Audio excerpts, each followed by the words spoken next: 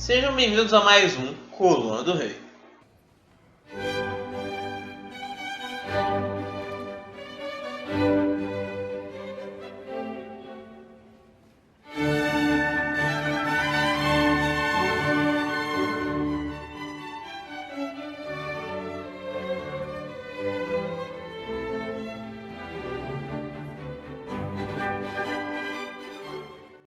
A nossa primeira pergunta vem do Iago83. Ele perguntou: a instauração da República Parlamentarista ou semipresidencialista poderia ser uma transição para a volta à monarquia no Brasil? Olha, eu já vi essa dúvida com outros monarquistas e eu pessoalmente acho que não ia dar certo, porque você vê como é que está a situação já numa república presidencialista no Brasil, que por lógica deveria ser menos instável do que uma república parlamentarista. Com a República Parlamentarista do Brasil, você já ia ter essas constantes crises que você já tem, e ainda ia ter que dissolver o parlamento toda hora para convocar novas eleições, para formar um novo governo, tentar formar um novo governo, e se não desse certo, como provavelmente não daria no país tão conturbado como o Brasil, ia ter que fazer tudo isso de novo. E sem um elemento neutro no jogo político, que é a monarquia, ia ficar muito mais difícil de formar um governo estável para conduzir o país e acabar com as crises. E ainda tem o risco que o presidente seja um partido contrário ao do primeiro-ministro e ter ainda mais crise, como tem em outros países parlamentaristas, que eu já falei em outros vídeos que eu falei sobre parlamentarismo.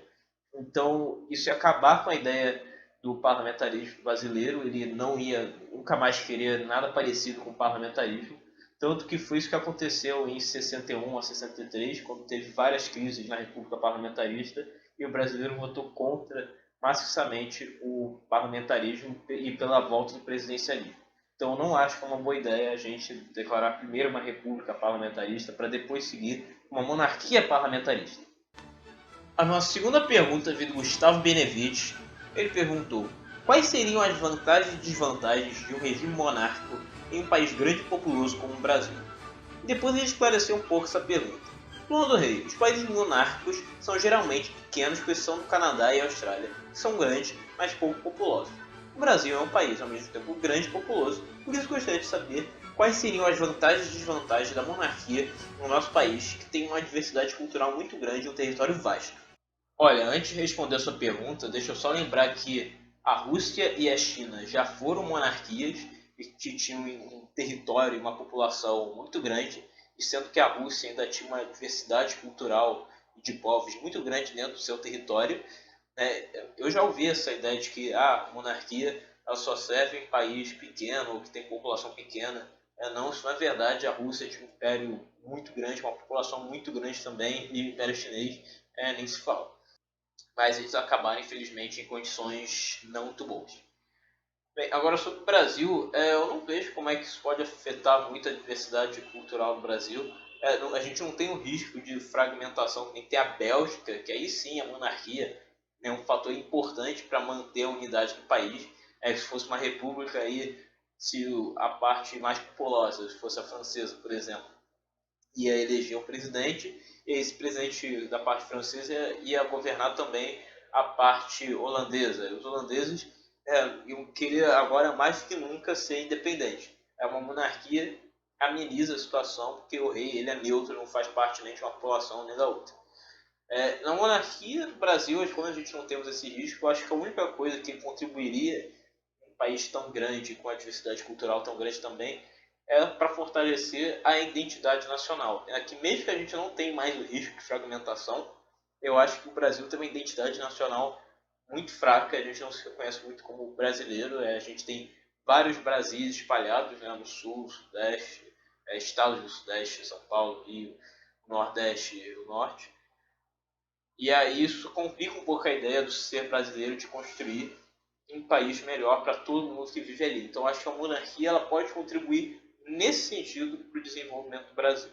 Marco Feitosa perguntou: eu já tentei negar muitas vezes esse fato, mas eu sinto que Dom Rafael não é muito engajado na restauração e nem sinto nele a firmeza do futuro imperador do que do maior país do mundo da nona economia mundial. Pelo pouco que já vi e ouvi de suas falas, ele não é culto e nem tem voz firme e segura. É de bom tom cobrar mais engajamento de Dom Rafael, de fazer pressão na família imperial ou devo esperar mais? Olha, Marco, eu não conheço nada do príncipe Dom Rafael para falar qualquer coisa dele, mas realmente parece que superficialmente ele não é muito engajado na causa monárquica. Como eu falei naquele outro vídeo, parece que a família imperial em si, eles não aparecem muito, né? Isso não é necessariamente culpa deles, que o Brasil também é um país muito grande, então é muito difícil de se espalhar, mas sim, eu acho que às vezes falta um pouco de empenho. Mas eu não gosto de criticar muito a família imperial.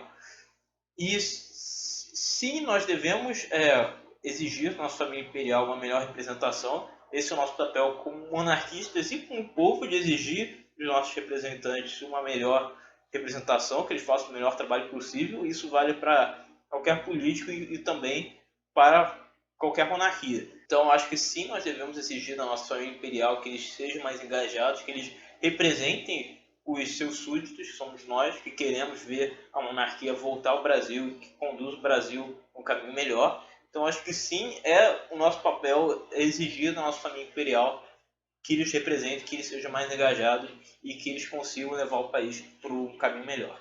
Então, respondendo a sua pergunta, sim, eu acho que você pode fazer isso. Pois bem, pessoal, esse foi mais um Coluna do Rei. Eu espero que vocês tenham gostado. Se tiverem, por favor, compartilhem esse vídeo para que atinja o maior número de pessoas possíveis. Se inscrevam no canal se vocês ainda não forem inscritos, para que vocês possam receber os meus vídeos todos os sábados. Por favor, escrevam alguma pergunta nos comentários se vocês tiverem qualquer dúvida. Eu respondo no próximo vídeo, como vocês podem ver. Me curtam as páginas, compartilhem o Coluna do Rei no Facebook. O link dela está aqui embaixo na descrição. E curtam também a página do Coluna do Rei no Facebook. Eu publico várias coisas lá, né, como por exemplo em favor da monarquia na Rússia, os aniversários de alguns reis, algumas festas nacionais que lembram as monarquias. Então, por favor, vão lá e curtam a página. É isso. Muito obrigado e até a próxima.